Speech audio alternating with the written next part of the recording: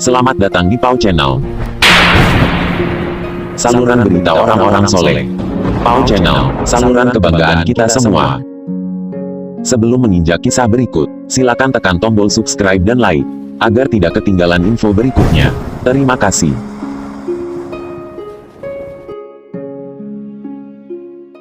Assalamualaikum warahmatullahi wabarakatuh. Jumpa lagi para pemirsa Pau Channel dimanapun Anda berada. Tak lupa, mari sama-sama berdoa agar semoga kami serta para subscriber dan pemirsa yang budiman selalu dalam keadaan yang sehat walafiat, lancar rezekinya, terbebas dari segala macam utang piutang, terhindar dari segala mara bahaya, terhindar dari segala macam fitnah akhir zaman, dilancarkan urusannya, diberikan berkah hidupnya, keluarganya, dan tidak kurang dari sesuatu apapun. Amin, amin, ya rabbal alamin. Kali ini Pau Channel akan mengangkat sebuah kisah perjalanan Kiai Haji As'ad Syamsul Arifin saat disuruh Mbah Khalil ke Jombang. Bagaimana kisahnya? Mari kita simak bersama.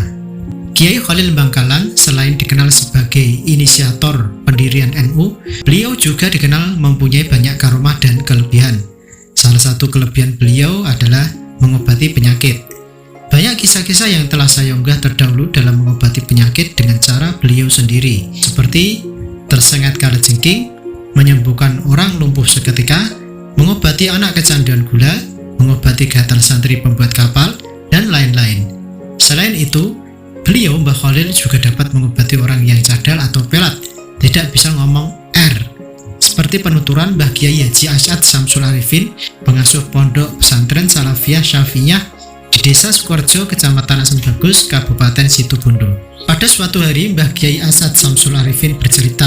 Kurang lebihnya beliau berkata, asalnya saya ini mengaji di pagi hari kepada Mbah Khalil. Saya pun dimarahi karena saya tidak bisa mengucapkan huruf ro dengan jelas. Saya ini pelat atau cadal.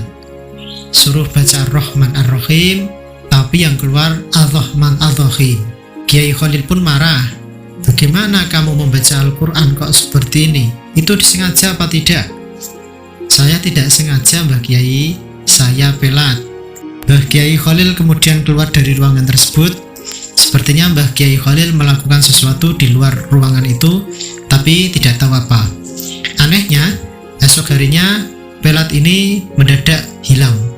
Ini adalah salah satu kekeramatan Mbah Khalil yang diberikan kepada saya.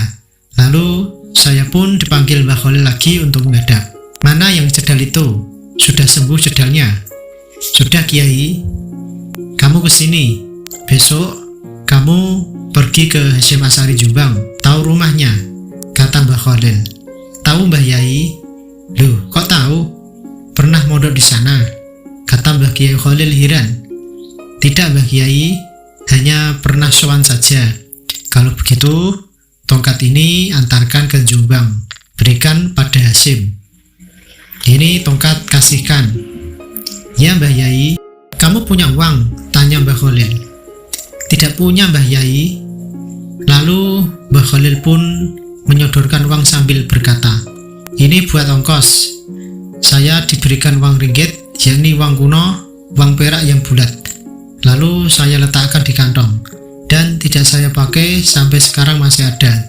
Tidak beranak, tapi berbuah berkah. Setelah keesokan harinya, saat saya mau berangkat, saya pun dipanggil lagi oleh Mbah Kiai Khalil. Kesini kamu, ada ongkosnya tidak? Ada Kiai. Tidak makan kamu? Tidak merokok kamu? Kamu kan suka merokok. Lalu saya dikasih lagi 1 ringgit bulat. Saya pun menyimpannya lagi. Saya sudah punya 5 rupiah.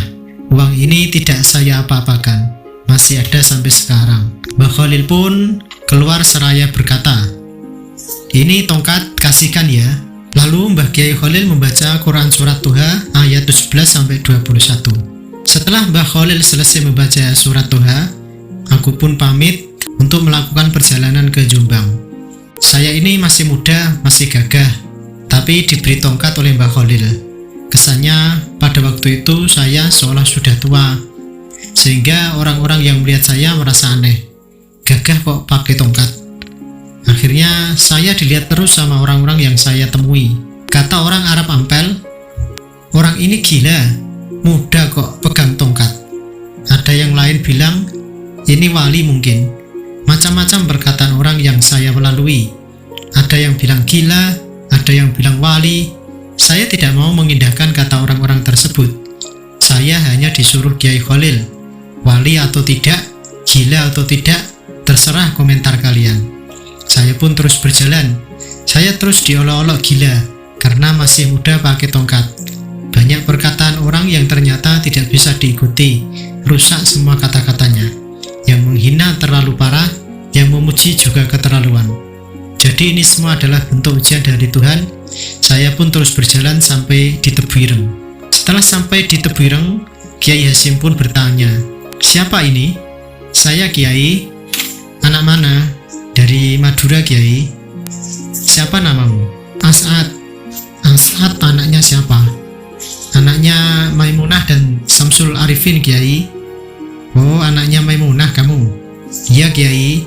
Berarti kamu itu keponakanku nak. Ada apa? Begini Kiai, saya disuruh Mbah Khalil untuk mengantarkan tongkat ini. Tongkat apa itu? Ini Kiai. Sebentar.